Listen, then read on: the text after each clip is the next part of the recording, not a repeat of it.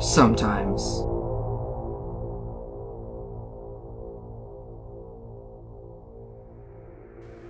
It was a dark and cloudy day in summer.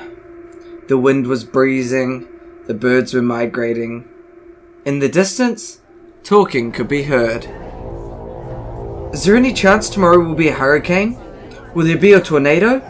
Is there going to be a catastrophe? This was the group known as the Oshawots. The Oshawots are normally very talkative, but something strange was going on. Nebula was away and wouldn't talk to anyone. Nebula was sitting near a river, doing nothing. Oparer looked over and decided to investigate. "Hey, why haven't you been talking recently?" he said. Nebula just sat silently.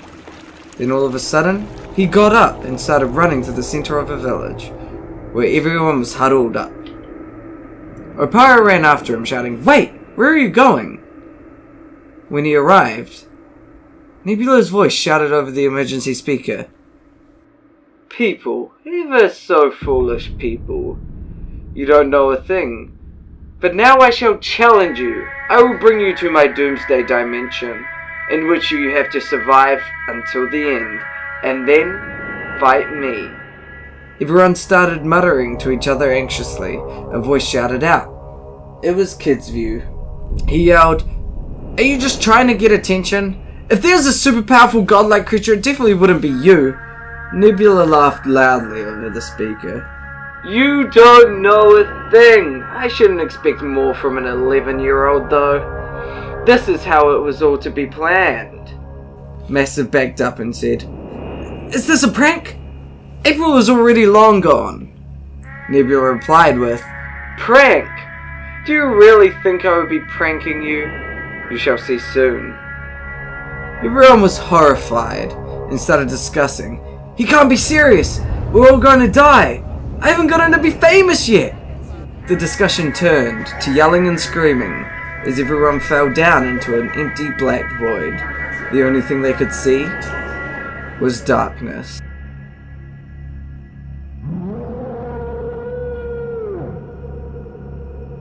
As the void was growing larger, the Oshawots could see floating land. "Look, an island!" Everyone fell onto the island, all except Maxie, who barely missed the platform and fell deeper into the void. Everyone suddenly heard Nebula's voice, as if it was from over a speaker again. "Humans, you are now in my doomsday dimension on the island of Purgatory. Everything is different in this world. If you fall into the void, you will continue falling forever, until you die. When you die, a note will appear where they died, saying how their life ended. The board over there shows how many people are dead. You can already see one of your friends is gone. Soon it will be all of you. If I am not fought and defeated after 10 days, everyone who is alive will live in immortal eternity, falling into the void, only able to look back at your past self. There will be a portal leading to another dimension. There is my home, where I'm waiting until someone arrives. Until then, I'll be watching you from the shadows." The voice slowly faded away. As this happened, Paltos noticed a red paper on the very edge of Purgatory. "I guess this is Max's death note. It says that the cause of death was missing the platform," he said to himself. Already everyone was walking around the island exploring. Everyone went into different teams working with each other. Oparer led a group with Massive, Rosie, Bee, Pocket, and Mr. Frog. Mari and Zoz worked with each other, with Kidsview and Ryan following closely behind. Star, Tess, Pearl, Koa, and Bro worked as a team. DFG, Anaba, and Paltos formed a triad. Oparer's group were headed towards higher ground at an area called Dead Hills. The whole area had dead grass all the way up the hill. Opa peered over his shoulder to see everyone in the group chatting about how sketchy the situation was. Soon they reached the top of Dead Hills, where the grass was completely gone. There was a shelter at the top. As Oparer was about to go inside, Rosie yelled, "Wait!" Oparer hesitated to go inside and said, "What?"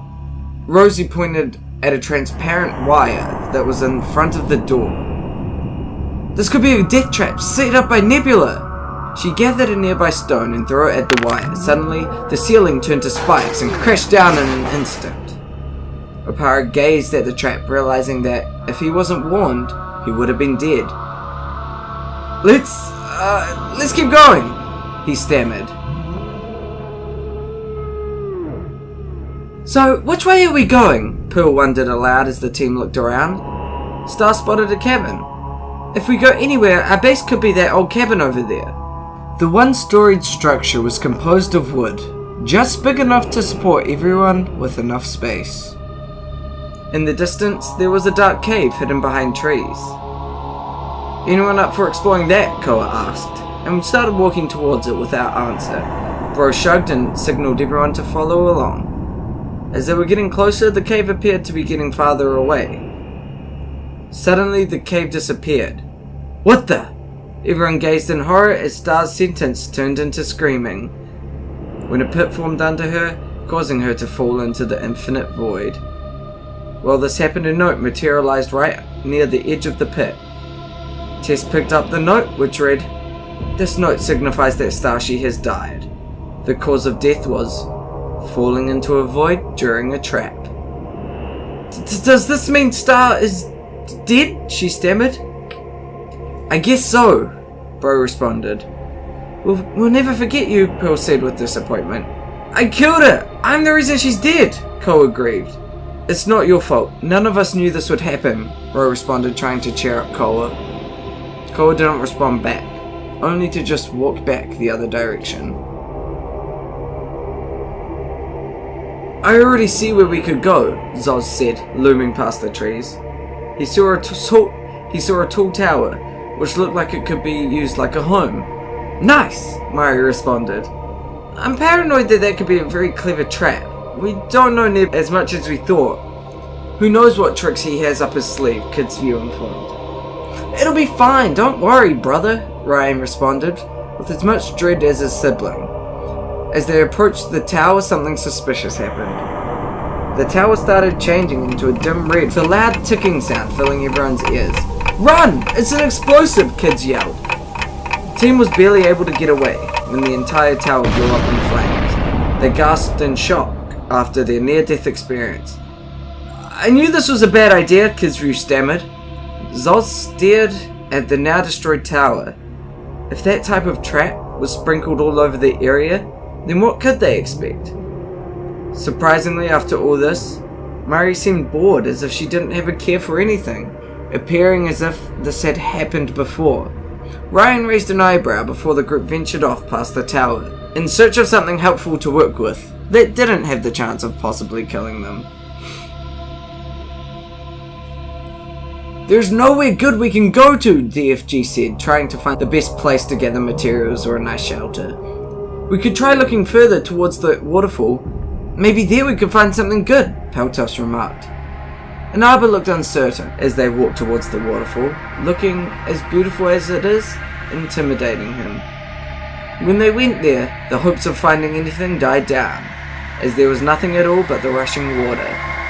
"We could at least use this water, it might come in handy," DFG observed. When looking around, he found a wooden bucket with a sign saying, "We'll be back after break." As he went to grab it, Peltos stated, "Couldn't that be a trap? As we know of, no human has ever lived here." "It's still worth a shot," DFG replied back. When he went to collect the water, the bucket started steaming as the water burned through, breaking it. Part of his finger got burnt straight through as the strange acidic substance was dripping on it. DFG threw the bucket into the water and exclaimed, "This isn't water, this is acid!" wincing at the pain from his finger. All of a sudden, a shadowy figure of what appears to be a farmer yelled, "You messed with the wrong guy!" The triad ran in horror, fearing what the shadow would do to them all. All of a sudden, a spear grazed past Peltos' face. As they escaped, DFG's finger was burned off. With a sudden burst of pain, DFG stifled a yelp. Inaba tended to his wound, as he was taught how to treat these types of occurrences. After wrapping the stub with a gauze bandage and explaining how to prevent infection, the FG mumbled a thanks and continued on, with the other two following.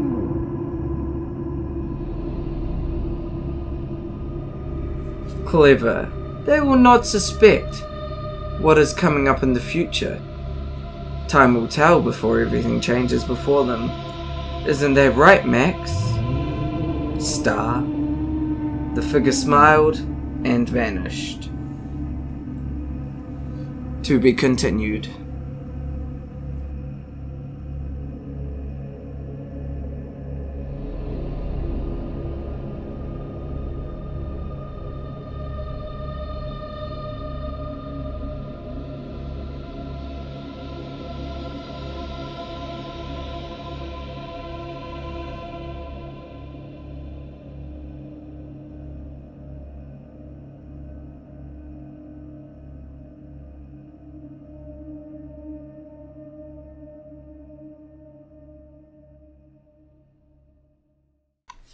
Hey guys, I just wanted to say real quickly, I hope you really enjoyed this. I really enjoyed making it. It was something a little bit different than I'm used to doing, but I found it really fun, and I think you guys will enjoy listening to it and hearing the story and just experiencing this story with me. I'm not sure if I'm going to do another one. I'm sure Kidsview will be doing another one, who is the author. Shout out to them for making this story and asking me to record it. I decided to do it, and I'll give it a go, and we'll see how it goes.